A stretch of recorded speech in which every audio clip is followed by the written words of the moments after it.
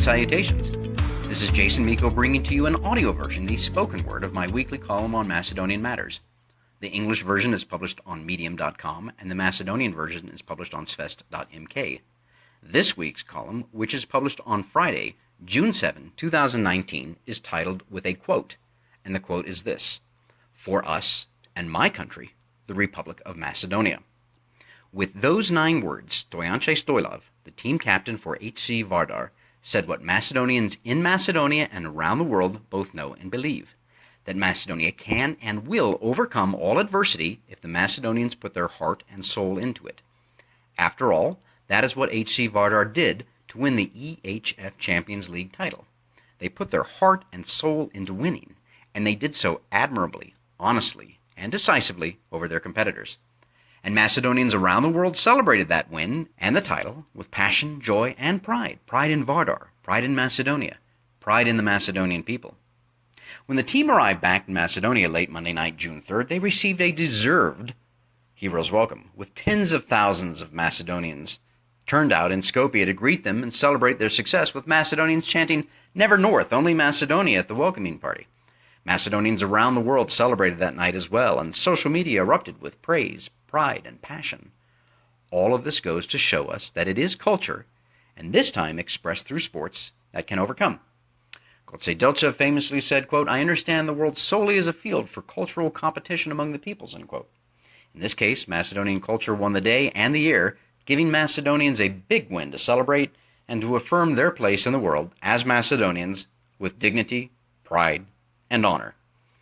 And yet Macedonia and the Macedonians still face adversity, and even as this important win was being celebrated, those who demand that Macedonia and the Macedonians change their name and adhere to a warped worldview chimed in, often with meanness and spite.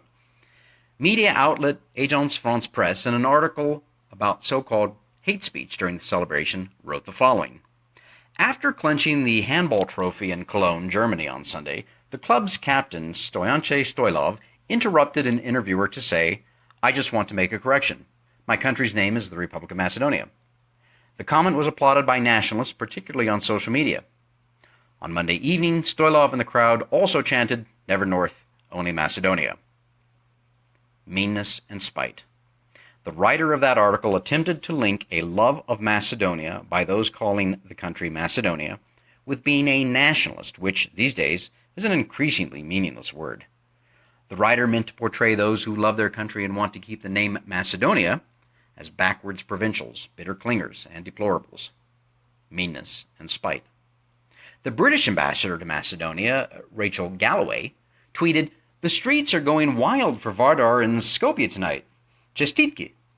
I'm not sure if the ratios have stopped reminding her that every city in Macedonia and that Macedonians around the world were also going wild for Vardar and for Macedonia. The Swedish ambassador, Mats Staffensen, tweeted nothing, but he was very vocal on social media in his support for Tamara Todevska a few weeks earlier during the Eurovision Song Contest. The U.S. Embassy, which tweeted its support for Tamara Todevska in the Eurovision Song Contest, was also visibly silent. Interesting, isn't it, how Tamara often invoked the name North Macedonia, and Stojanche insisted on the name Macedonians insist on Macedonia, and the very different treatment of the two by the Western embassies. The far-left elites and the foreign think tanks and academia, including Florian Bieber, James Kerr-Lindsey, and Dimitar Bechev, to name but 3, were silent, unusual for them when Macedonia is in the news. Kerr-Lindsey, who has probably never been to Macedonia, tweeted 7 times during the Eurovision Song Contest about hashtag quote-unquote North Macedonia, for his own mere sadistic pleasure in rubbing the name into the faces of Macedonians. And as for Vardar's incredible win and congratulations to the Macedonians, nothing. Meanness and spite. And here's something interesting. Given how Zoran Zaev and other members of the Macedonian government were quick to tweet out their congratulations to Tamara Todevska and how effusive they were in their praise of her, it was revealing how little praise they had for Vardar. In the case of Zoran Zaev, there was one tweet from him acknowledging their win. Stevo Pendarovski tweeted a few times during the game in his congratulations, but never mentioned Macedonia. And there were no tweets from him as the team returned. But he did manage to get out 2 tweets of him with his wife and son, together with Sting, at a concert a few days before, which, to my mind at least, is an example of where his priorities are. As for others, the so-called colorful revolutionaries, it was a mixed bag. But given the enormity and dimension of the win and what it meant for Macedonia It seemed, to me at least, that a fair number of these people secretly wished that Vardar had not won. In fact, I would not be wrong in thinking that a great number of them would praise anything and anyone who says North Macedonia, but will ignore or condemn anyone who says Macedonia, as the Agence France-Presse writer above proves.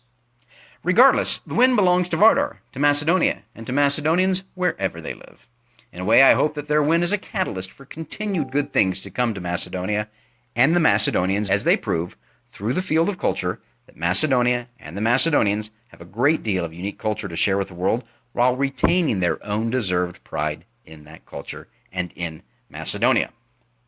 I leave you with two thoughts. Number one, there are more good things in this life than you can possibly imagine, and this was certainly one of them. And number two, gratitude is always the proper attitude. Thanks for listening.